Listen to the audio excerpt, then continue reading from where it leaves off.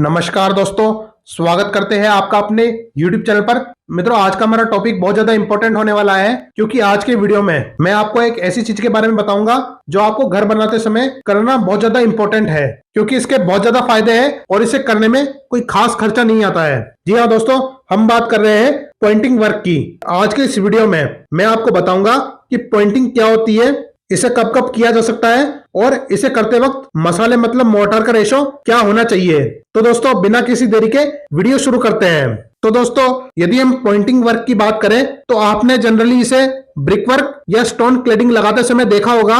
आज की इस वीडियो में हम जनरली ब्रिक के ऊपर पॉइंटिंग करने की बात करेंगे और जो स्टोन का पॉइंटिंग वर्क करने की बात है वह हम किसी और वीडियो में करेंगे। तो मित्रों, आपने देखा होगा कि जब हम ईंटों की चिनाई करते हैं तो सभी जॉइंट्स में एक समान मसाला भराव में नहीं आता है। मतलब जब चिनाई के बाद आप ईंट के जॉइंट्स देखोगे तो वह आपको अनइवन दिखाई देंगे।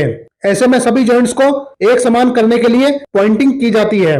मतलब करनी या किसी फर्मे की सहायता से जो हमारा मसाला है उसे हम दबाकर जॉइंट पर लगाते हैं, जिससे कि एक पर्टिकुलर डिजाइन निकल कर आती है, जैसे यू शेप पॉइंटिंग या फिर वी शेप पॉइंटिंग आदि। दोस्तों, फर्मे के अलावा कारीगर अपने हाथ पर पन्नी या ग्लव्स पहनकर उंगलियों से जॉइंट्स के बीच में मसाला भर के एक समान शेप देता है। इस प्रोसेस को हम पॉइंटिंग के नाम से जानते हैं। दोस्तों, मैंने लोगों को चिनाई में दो तरीके से पॉइंटिंग करते हुए पाया है। पहला, जब नई नई चिनाई हुई हो और चिनाई का मोर्टार गीला हो तो कई लोग उसमें हाथों हाथ थोड़ा और मसाला भर के पॉइंटिंग कर देते हैं। दूसरा तरीका होता है कि आप चिनाई सूखने के बाद जो थोड़ा बहुत लूज मसाला अंदर बाहर होता है उसे खुरच कर बाहर निकाल लिया जाता है और पानी मार के एक दो के तेज मसाले के साथ जॉइंट्स को फिल करके उन जॉइंट्स पर पॉइंटिंग कर दी जाती है। यहाँ एक दो के मसाले का मतलब है एक परात सीमेंट और दो परात छनी हुई बजरी।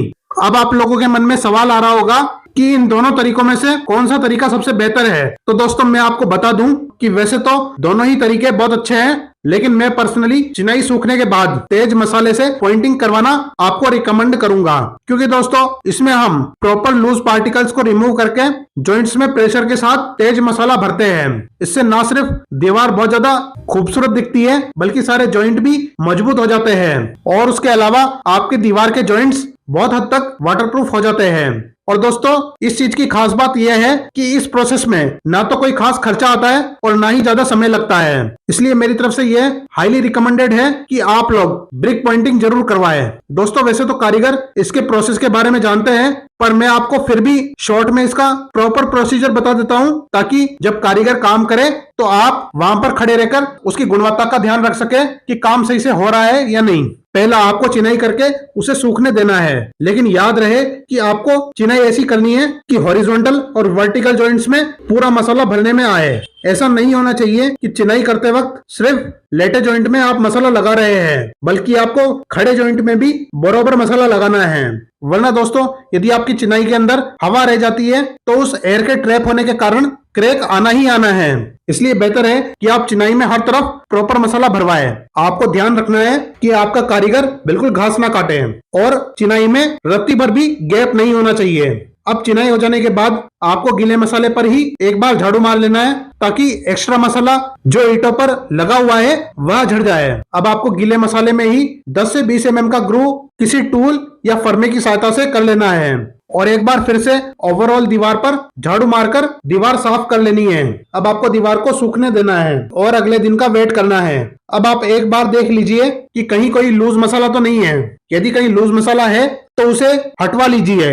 अब दोस्तों, आपको करना यह है कि पॉइंटिंग करने से पहले आपको पूरी दीवार की तराई कर लेनी है। मतलब पूरी दीवार को पेट भर के पानी पिला देना है, ताकि जो हमारी ईंटें हैं वह हमारे पॉइंटिंग का पानी ना पी जाए। अब हमें एक दो के तेज मसाले को जॉइंट्स में भरकर फर्मे की सहायता से अंदर प्रेस करना है और फर्मे या उंगली की सहायता से उस मसाले को प्रेस करते हुए एक समान कर लेना है। और दोस्तों, जब आपका मसाला ईंट की किनार के इक्वल आ जाए तो आप इसे आराम से सूखने दें।